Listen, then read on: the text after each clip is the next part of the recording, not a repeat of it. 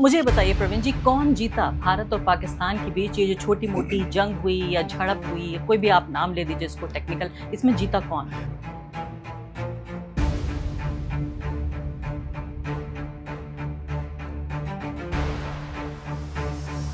अगर ये ऑपरेशन सिंदूर नहीं होता तो पाकिस्तान और सऊदी अरेबिया का डिफेंस एग्रीमेंट नहीं होता, और ये नहीं होता तो वो डोनाल्ड ट्रंप जो फील्ड मार्शल आसिम मुनीर है उनको लंच के लिए नहीं बुलाते। दौर में जब ये ऑपरेशन सिंदूर हो रहा था, सिर्फ आप ही ऐसे थे जो तथ्यों को बरसा रहे थे, मैं कहूंगी ट्रूथ बॉम्ब जिसे अंग्रेजी में कहते हैं। मैंने ये सब्जेक्ट 48 इयर्स पढ़ा है।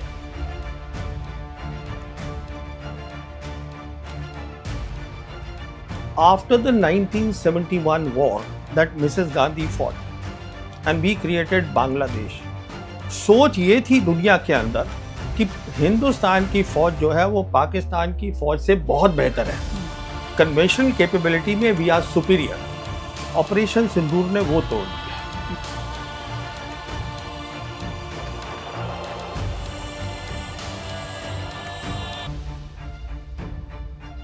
सारी जियोपॉलिटिक्स या सारी दुनिया का जो सोच थी वो थी focused on America and Europe, पर चीन का इतना बड़ा राइज हुआ है, economic rise, economic super power बन गया है कि वो सारी की सारी सोच हमारे एरिया में आ गई है। वो सिर्फ चीन के कारण हुआ है। कुछ भी कर ले चीन, रहेगा तो एक डिक्टेटरशिप ही, हम चाहे बुरे ही सही, लेकिन है तो हम एक लोकतंत्र। जी देखिए, कितने आप लोकतंत्र है आपको भी मालूम है, मुझे ही मालूम है, पहली बात। लेकिन भारत में चुनाव होते हैं, भारत में बोलने की आजादी है। कौन सा मुझे चीनी पत्रकार बता आप अभी दीजिए। मुझे बोल रही थी कि मैं एंटी नेशनल करार कर दिया जाऊंगा अगर मैं ऐसे बात करूंगा, आप मुझे बता रही है आजादी है। क्या भारत विश्व गुरु बन गया है? ये देखिए, विश्व गुरु तो भारत ने कह दिया हम बन गए हैं तो बन गए हैं, अब वो दुनिया माने ना माने वो एक दूसरी कहानी है। आप मानते हैं?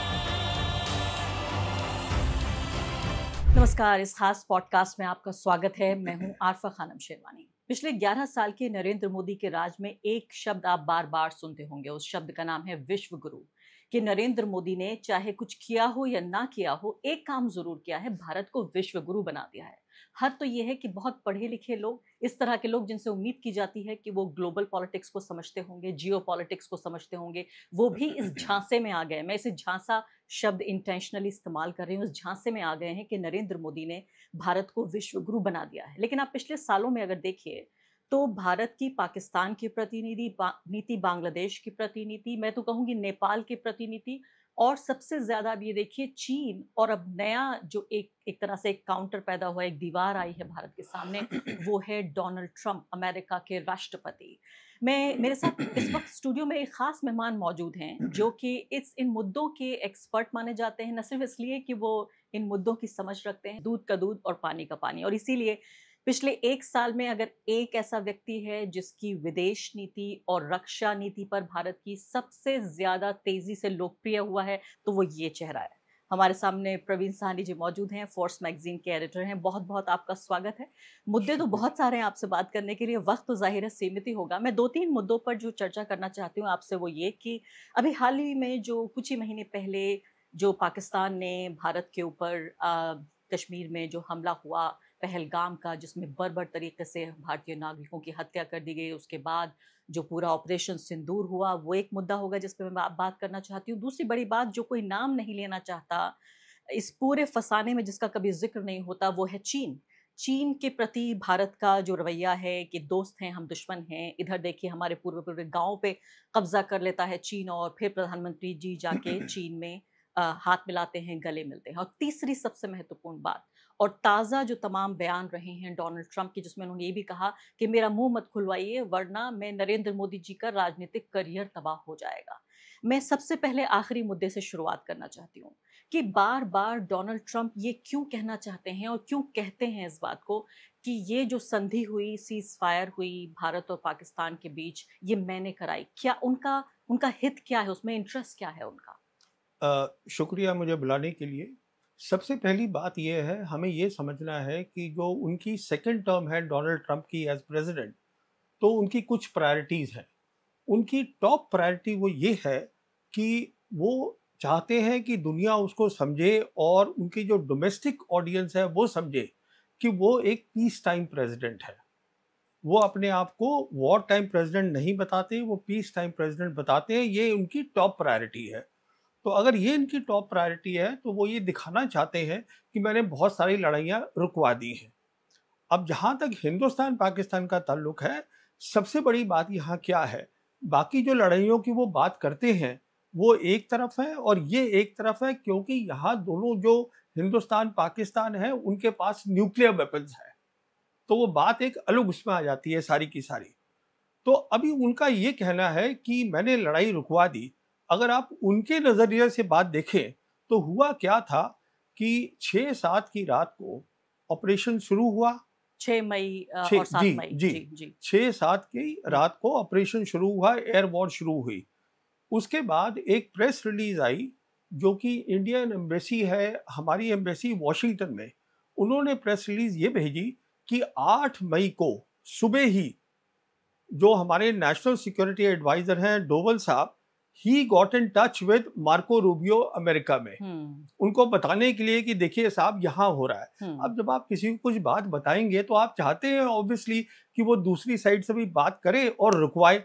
क्यों मैं बोल रहा हूँ ये? वो इसलिए बोल रहा हूँ क्योंकि हमारे जो रक्षा मंत्री हैं राजनाथ सिंह, उन्होंने ऑलरेडी पार्लियामेंट में बता दिया है कि हमने जब शुरू किया, हमने अपना ऑपरेशन किया और आधे घंटे के अंदर अंदर हमने पाकिस्तान से कहा कि हम सीज फायर करना चाहते हैं, तो हम तो लड़ना ही नहीं चाहते थे।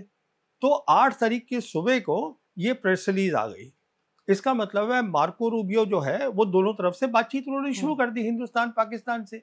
उसके बाद आप नोट करिएगा 10 मई को सबसे पहले सोशल मीडिया पे डोनाल्ड ट्रंप ने कहा कि ये दोनों जो मुल्क है वो परमानेंट सीज फायर के लिए राजी हो गए हैं और होगी। उसके इमीडिएटली बाद मार्को रूबियो का आया कि वो दोनों राजी हो गए हैं और ये भी राजी हो गए हैं कि किसी अलग तीसरी जगह पे ये आगे की बातचीत करेंगे। उसके बाद पता चला कि पाकिस्तान ने कहा कि सीज फायर होगा और एंड में इंडिया ने बोला। हमारा ये कहना है कि उन्होंने, जो उनका डीजीएमओ है, he got in touch with us और उसके बाद हमने किया है।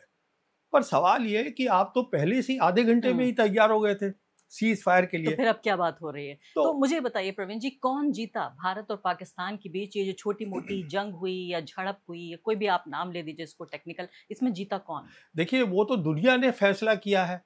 पाकिस्तान की मिलिट्री प्रोफाइल बढ़ गई है, पाकिस्तान की जियोपॉलिटिकल प्रोफाइल बढ़ गई है। उसी के अगर ये ऑपरेशन सिंदूर नहीं होता तो पाकिस्तान और सऊदी अरेबिया का डिफेंस एग्रीमेंट नहीं होता, और ये नहीं होता तो वो डोनाल्ड ट्रंप जो फील्ड मार्शल आसिम मुनीर है उनको लंच के लिए नहीं बुलाते। वो इसलिए बुलाया क्योंकि उन्होंने कहा कि ये जो है ये हमें समझाएं कि मिडिल ईस्ट में क्या होता है, ईरान क्या कर रहा है। कहने का मतलब ये है कि दुनिया ने ये तय किया है कि पाकिस्तान ने इसमें अच्छा काम किया है। तो क्या ये प्रोपेगेंडा जीता इनका या इन्होंने जंग जीती? क्या जीता, प्रोपेगेंडा या जंग? देखिए जंग तो हुई ही नहीं है, जो 4 दिन का काम हुआ है, जंग 4 दिन में खत्म नहीं हो जाएगी। हिंदुस्तान, हाँ जी, देखिए सबसे इंपॉर्टेंट बात क्या होती है, वो एयर वॉर होती है। और वो इसलिए होती है कि हिंदुस्तान पाकिस्तान की जो है, हम दोनों नेबर्स हैं, यहाँ एयर का रोल बहुत बड़ा होगा। और जो एयर फोर्स होती है उसका जो मेन काम होता है वो होता है एयर सुपीरियॉरिटी। उसको हम बोलते हैं कि एयर टू एयर एंगेजमेंट। तो वो पहली ही 6-7 की रात को हमने देखा कि air to air engagement Pakistan air force ने करी और अगले दिन उन्होंने इंटरनेशनल प्रेस को बुला के ब्रीफिंग भी दी। हम तो अभी तक उसकी बात ही नहीं करना चाहते हैं। हमारे प्रधानमंत्री ने एक बार भी इस पर कोई प्रेस कॉन्फ्रेंस नहीं की, इस पर कोई बातचीत नहीं की। नहीं, हमारे किसी भी अफसर ने इसके बारे में बातचीत नहीं करना चाहते। हम खुल के, वो कुछ टिप्पणियां आती रहती हैं, जैसे सीडीएस ने सिंगापुर में बोल दिया हाँ हमारे कुछ रफाल गिरे थे। फिर वो एक और है हमारे नेवल एडवाइजर इंडोनेशिया में, उन्होंने बोल दिया कुछ जहाज गिरे थे। पर एयरफोर्स चीफ ने जब बात करी, हमारे एयरफोर्स चीफ ने, उन्होंने कुछ भी नहीं बोला इसके बारे में। फिर वो बहुत सारी किताबें आ गई हैं मार्केट में कि ऑपरेशन सिंदूर में हमने ये किया, एयर वॉर की बात ही नहीं करते। देखिए जहाँ तक दुनिया का ताल्लुक है और दुनिया में जो मिलिट्री लीडर्स हैं वो एयर वॉर को अहमियत देते हैं। और दुनिया ये समझ रही है कि ये जंग पाकिस्तान जीत गया है। मतलब अगर तथ्यों को भी थोड़ा किनारे रखें तो कम से कम दुनिया को ये कन्विंस करने में पाकिस्तान कामयाब हुआ है। देखिए पाकिस्तान ने 16 सितंबर को उनके जनरल खालिद हैं, जो एक बहुत बड़े अफसर हैं, उनके होते थे, अब रिटायर हो गए हैं, अभी हैं वो एडवाइज़र नेशनल कमांड अथॉरिटी के, जो न्यूक्लियर वेपन्स में डील करती है। जनरल खालिद ने एक प्रेस कॉन्फ्रेंस करी इस्लामाबाद में 16 सितंबर को, और उसमें उन्होंने कहा कि 4 रफ़ाल हमने गिराए हैं 6-7 की रात को, और रफ़ाल के नंबर भी दे दिए। उन्होंने अपनी तरफ से एविडेंस दे दिया, पर हमने उसके ऊपर कोई बात नहीं करी। फिर उनके जो प्रधानमंत्री हैं, वो उन्होंने यूएन में बोला कि हमने 7 हवाई जहाज गिरा दिए हैं, और साथ ही डोनाल्ड ट्रंप भी बोल रहे हैं, पर हम उसकी बात नहीं कर रहे हैं। तो सवाल ये है, हमें अपनी पोजीशन क्लियर करनी चाहिए, पर हम वो कह नहीं रहे लेकिन हैं। क्या आपको ये लगता है कि भारत में जो विदेश मामलों के जानकार हैं वो इस बात को दरअसल समझते हैं, लेकिन तथाकथित तथ्यों को पीछे रखे तथाकथित राष्ट्रवाद या देशभक्ति के नाम पे सच नहीं बोलते? क्या आपके जैसे लोगों को फिर एंटी नेशनल नहीं कहा जाएगा? क्योंकि उस दौर में जब ये ऑपरेशन सिंदूर हो रहा था, सिर्फ आप ही ऐसे थे जो तथ्यों को बरसा रहे थे। मैं कहूंगी ट्रूथ बॉम्ब जिसे अंग्रेजी में कहते हैं, वो बरसा रहे थे। एक तरफ यहाँ बमबारी हो रही थी भारत और पाकिस्तान के बीच, और एक तरफ आप जो है ट्रूथ बॉम्ब गिरा रहे थे, सच्चाई के बम गिरा रहे थे। क्या आपको लोग एंटी नेशनल नहीं कहते? देखिए, अब मुझे क्या कहते हैं वो दूसरी बात है। मैं तो जर्नलिज्म कर रहा था, और एज अ जर्नलिस्ट ये मेरा बनता है, फ़र्ज़ बनता है, क्योंकि मुझे ये सब्जेक्ट आता है। मैंने ये सब्जेक्ट 48 इयर्स पढ़ा है, आर्मी के अंदर भी और आर्मी के बाहर भी। मैं समझता हूँ इस सब्जेक्ट को। तो मुझे खुद अंदर से परेशानी हो रही थी कि मेरा देश है, and I want my armed forces to be strong, I want my government to be upright. मुझे अंदर से परेशानी हो रही थी कि अगर कुछ बात हुई है, आप अपना वर्जन तो दे दीजिए। और ये बहुत बड़ी बात हो गई थी, जैसे मैं आपको बता रहा था। देखिए, हमारे यहाँ भी बोला गया है, ये मैं आपको एक छोटा सा फ़र्क आपके व्यूअर्स को बताना चाहूँगा। हमने भी उनकी तबाही करी है, जैसे हम बता रहे हैं 9-10 मई की रात को, उसकी हमने विजुअल्स भी दिखाए हैं। एयर वॉर एक अलग चीज़ होती है। उसका क्यों अलग होती है? क्योंकि उसमें बहुत सालों की मेहनत होती है। जो हमने काम किया है, या बाकी जो उन्होंने काम किया, वो तो ये है ना कि आप S-400 ले आए, 3 महीने आपने ट्रेनिंग करी और हो गया काम।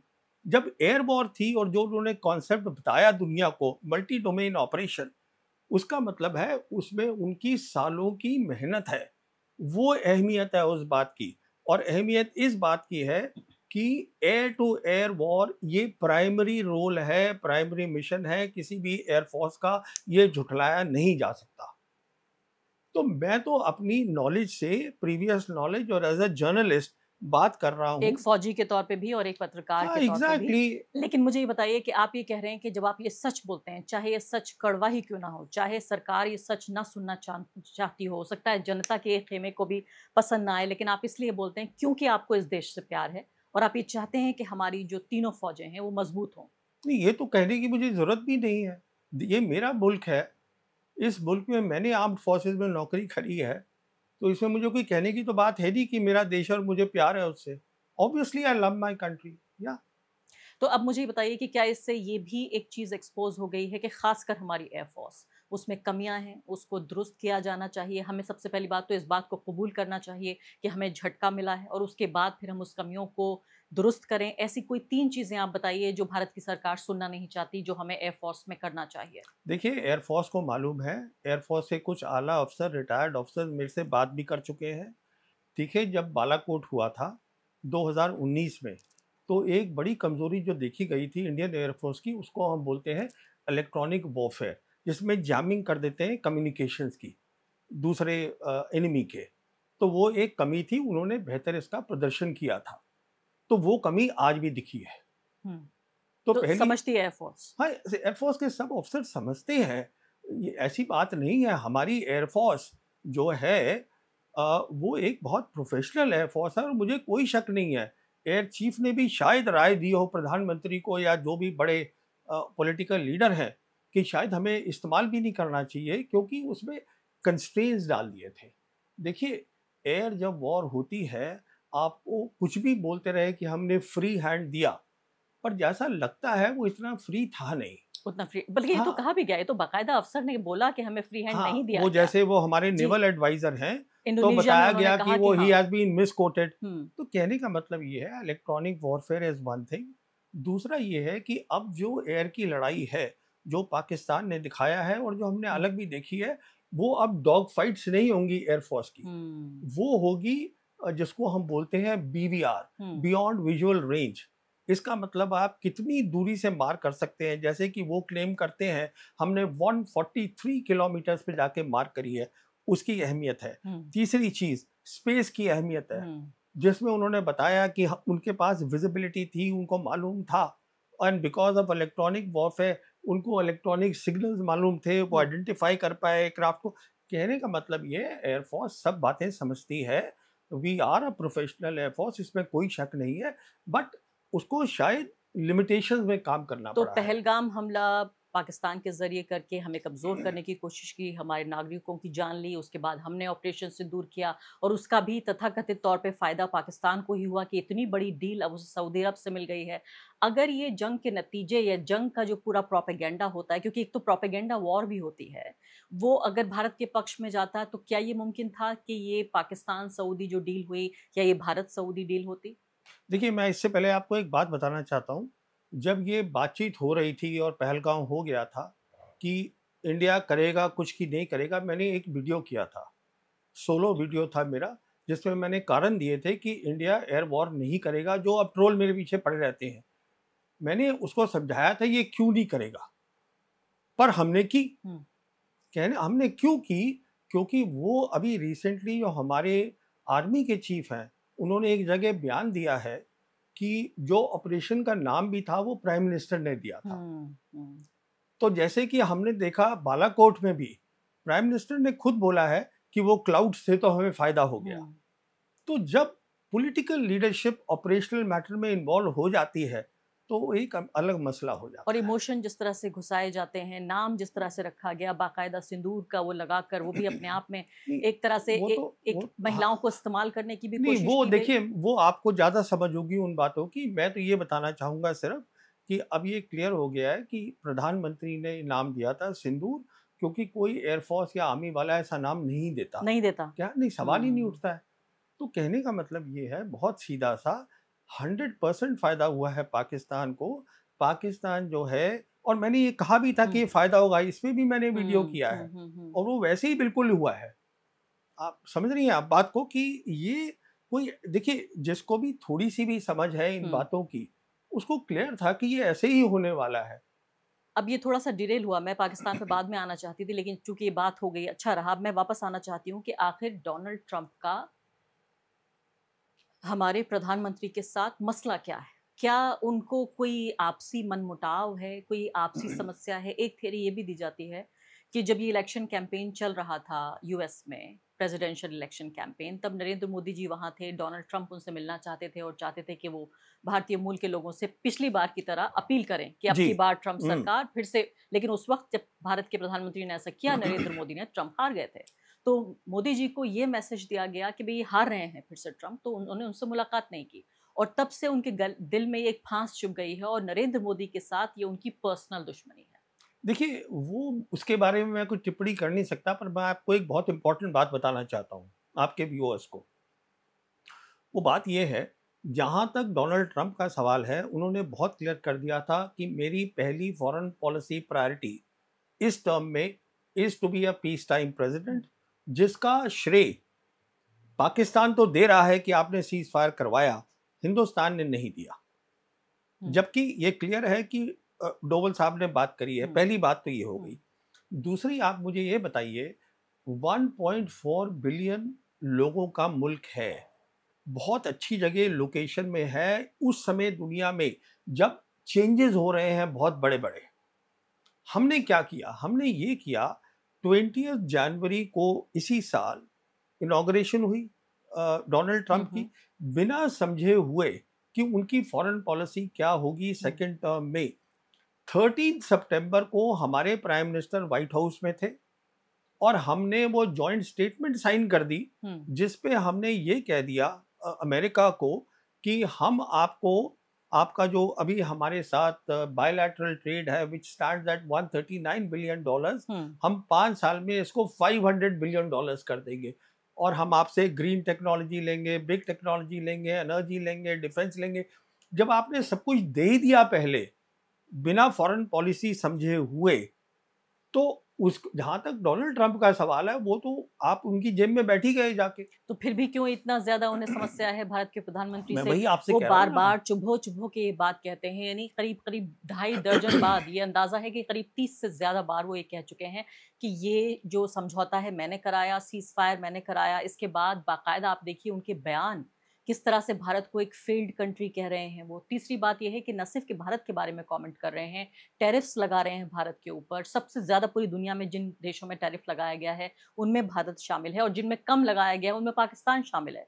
तो दोनों तरफ, यानी जहां भारत को ज्यादा चुभता है वो बातें कर रहे हैं, पाकिस्तान की लगातार तारीफ करते हैं, उनके उस सेनाध्यक्ष को बुला के अपने यहाँ लंच कराते हैं जो हमारे यहाँ पहलगाम के लिए जिम्मेदार है, ये जो हम समझते हैं दरअसल कि पहलगाम के लिए जिम्मेदार है।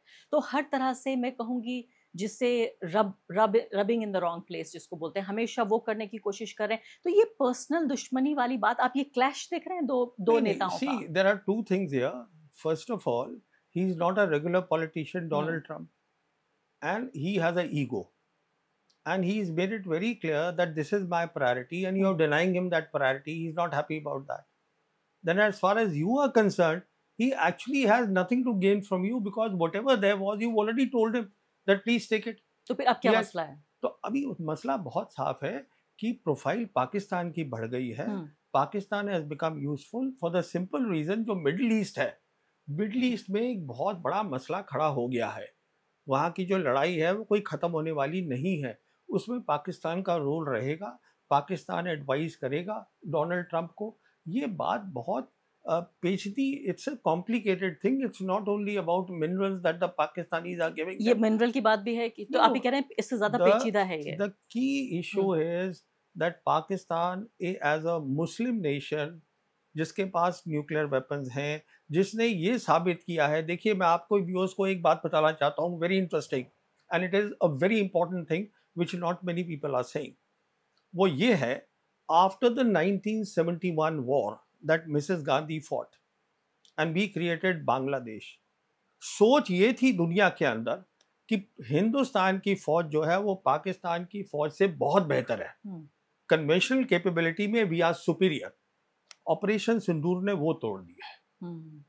जो एक सोच थी वो सोच टूट गई है इसमें, क्योंकि अगर वो जीते भी नहीं है तो ये दुनिया को पता चल गया है कि उन्होंने बराबरी से काम किया है, इसलिए उनकी प्रोफाइल बढ़ गई है। ये बहुत सीधी सी बात है। उसी समय देखिए मिडिल ईस्ट में प्रॉब्लम हुई, और अब उसको डोनाल्ड ट्रंप को फिर से पाकिस्तान की जरूरत पड़ गई है। ईरान के साथ पंगा है। अब आप देखिए ना नक्शे में कहाँ बैठा है पाकिस्तान।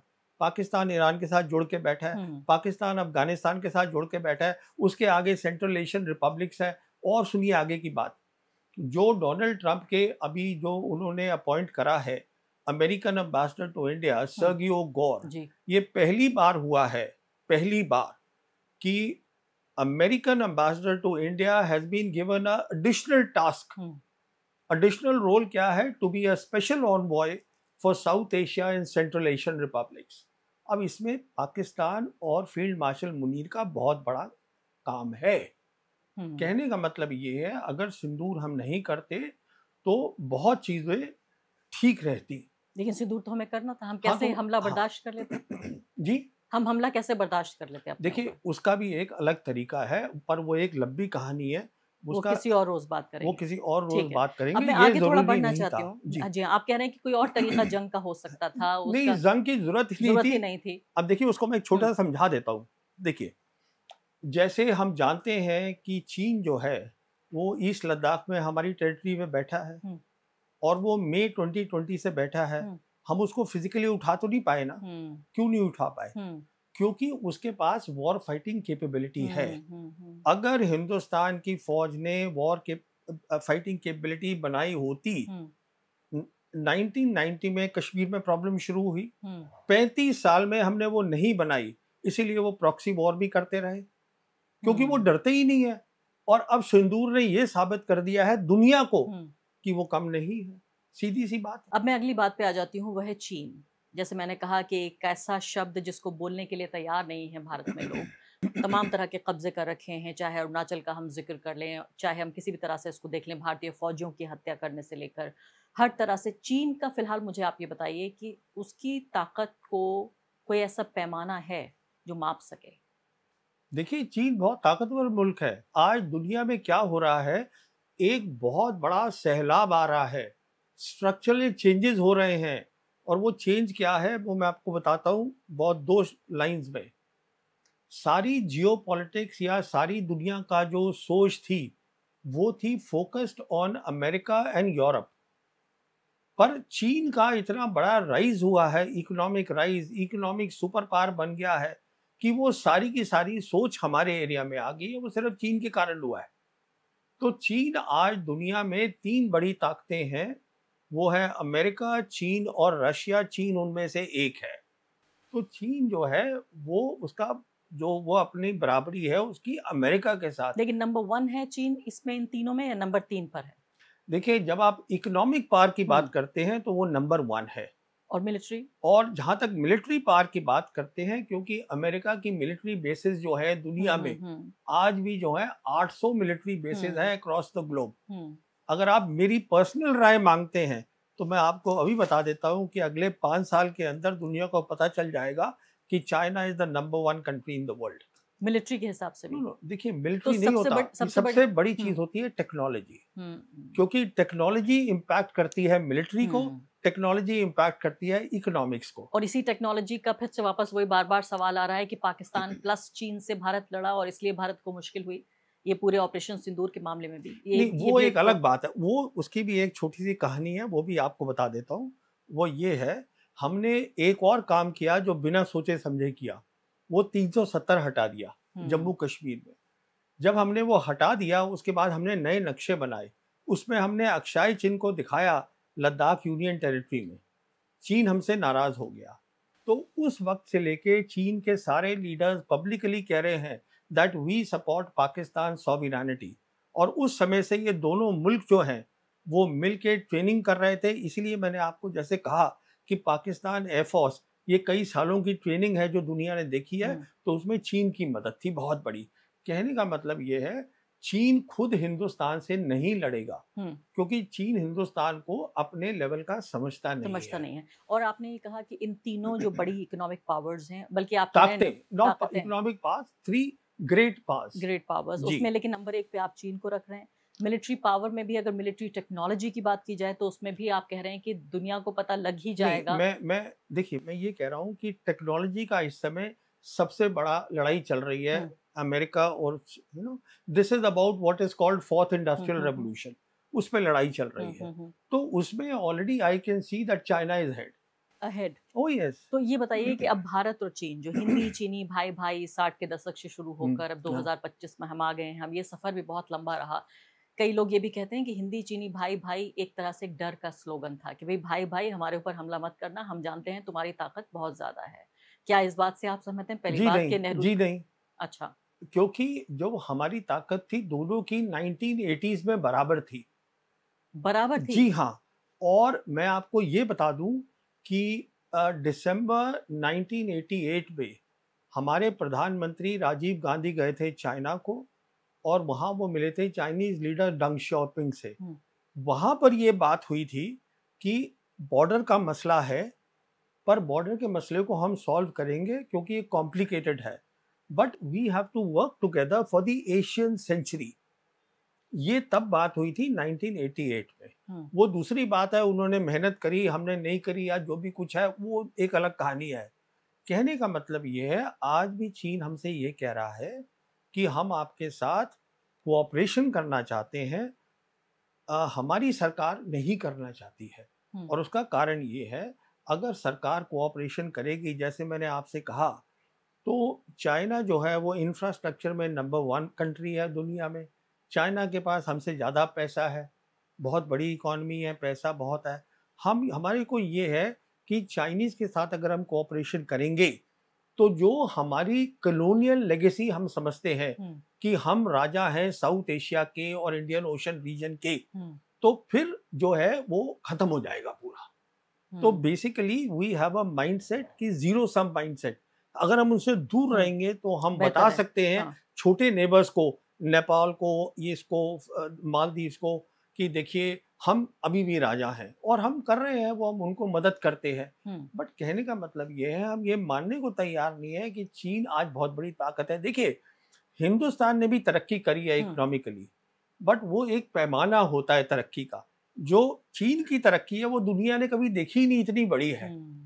लेकिन कुछ भी कर ले चीन, रहेगा तो एक डिक्टेटरशिप ही, हम चाहे बुरे ही सही, लेकिन है तो हम एक लोकतंत्र। जी देखिए, कितने आप लोकतंत्र है आपको भी मालूम है, मुझे ही मालूम है। पहली बात, उस बात को आप छोड़ दीजिए, ये एक गलत सोच है। डिक्टेटरशिप और डेमोक्रेसी की मैं इसमें मानता नहीं हूँ, क्योंकि मैं जो जब चीनियों से बात करता हूँ, चीनियों को कोई प्रॉब्लम नहीं है। लेकिन भारत में चुनाव होते हैं, भारत में बोलने की आजादी है। कौन सा मुझे चीनी पत्रकार बता आप अभी दीजिए। मुझे बोल रही थी कि मैं एंटी नेशनल करार कर दिया जाऊंगा अगर मैं इससे बात करूंगा, आप मुझे बता रही हैं आजादी है। कौन सी आजादी है बताइए। लेकिन एक रिलेटिव आजादी तो है। अगर एक देखें कि चीन में कितनी है और भारत में कितनी है, उसके हिसाब से चलिए ईमानदारी से बात करते हैं। मैं ईमानदारी से मैं कह रही हूँ कि हम लड़ रहे हैं सिर्फ इसीलिए कि हमें और आजादी चाहिए, लेकिन ऐसा नहीं है कि हमारे पास बोलने की आजादी नहीं। देखिए, हम दोनों, इंडिया और चाइना, 1.4 बिलियन लोग हैं।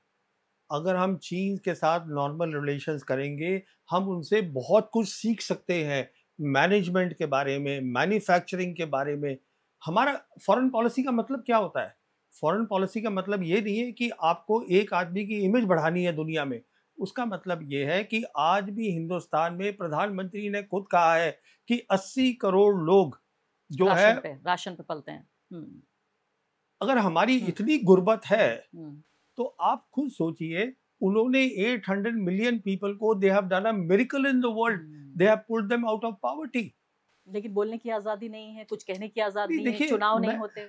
नहीं, उनके चुनाव होते हैं। देखिए, ये चीन की पूरी बात समझनी पड़ेगी, वो एक अलग सब्जेक्ट है। उनके प्रोविजनल चुनाव होते हैं, उनमें मेरिटोक्रेसी है। जैसे लोग ऊपर जाते हैं ऐसे जादू से नहीं हो जाता। उनके जब प्लान्स बनते हैं, जैसे उन्होंने अभी 14th 5 ईयर प्लान उनका अभी खत्म हुआ है। उस प्लान में उन्होंने कहा था कि हम ये टेक्नोलॉजीज अपनी इजाद करेंगे और 80% दे हैव अकम्प्लिश्ड। हमारे यहाँ जो प्लान्स बनते हैं वो तो ऐसे ही बन जाते हैं ना, डिरेल होते रहते हैं। लेकिन देखिए अपने अल्पसंख्यकों पे कितना ज्यादा अत्याचार कर रहे हैं, विगर मुसलमानों को किस तरह से उनका नरसंहार कर रहे हैं, जिसके बारे में कोई बात भी नहीं। अब देखिए, ये आप अलग जगह चली गई हैं, यहाँ भी अब मैं उस पर, आप ज़्यादा जानती हैं इस सब्जेक्ट पे।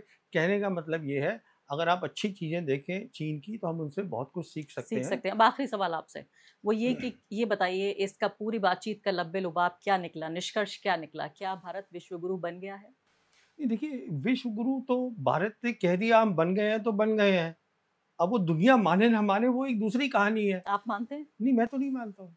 जब कह दिया है सरकार ने कि हम 2047 में हम डेवलप्ड कंट्री होंगे, तो मैं तो नहीं मानता हूँ, क्योंकि मुझे आपका रोड मैप दिखता नहीं है, आप कैसे बनेंगे? 2047 तक भी नहीं बन पाएंगे? नहीं, सवाल ही नहीं उठता, क्योंकि उसके लिए एक ब्लूप्रिंट चाहिए होता है। नहीं, अचानक कोई जादू थोड़ी ना हो जाता है कि आपने ऐसे कर दिया साहब और ये हो गया। आज जो हमारे ड्रोन्स बनते हैं, कुछ भी बनता है, वो सारी चीज़ें चीन से आ रही है या कहीं और से आ रही है। यहाँ कितना बन रहा है, R&D कितना है? देखिए, ये सब गहरी बातें हैं, जिसके लिए मैं आपसे कह रहा था कि जब चीन बनाता है अपना 5 ईयर प्लान, तो उसमें मेरिटोक्रेसी है। जो लोग समझते हैं वो उन लोगों को बुलाया जाता है। जब वो अपने प्लान बनाते हैं तो 80% वो उसको हासिल करते हैं। ऐसे मुल्क तरक्की करते हैं। मुल्क, ये देखिए, ये डेमोक्रेसी, ऑटोक्रेसी, ये सब कहानी ठीक है, पर देखिए अगर एक इंसान को खाना मिल रहा है ठीक, उसको, अच्छा देखिए, आपको मैं एक और बात बताता हूँ। आज दुनिया का नंबर 1 एजुकेशन सिस्टम चीन का है। जितने स्टेम स्टूडेंट्स हैं, साइंस स्टूडेंट्स हैं, इंजीनियरिंग स्टूडेंट्स हैं, अमेरिका में नहीं है, चीन में है बहुत ज़्यादा।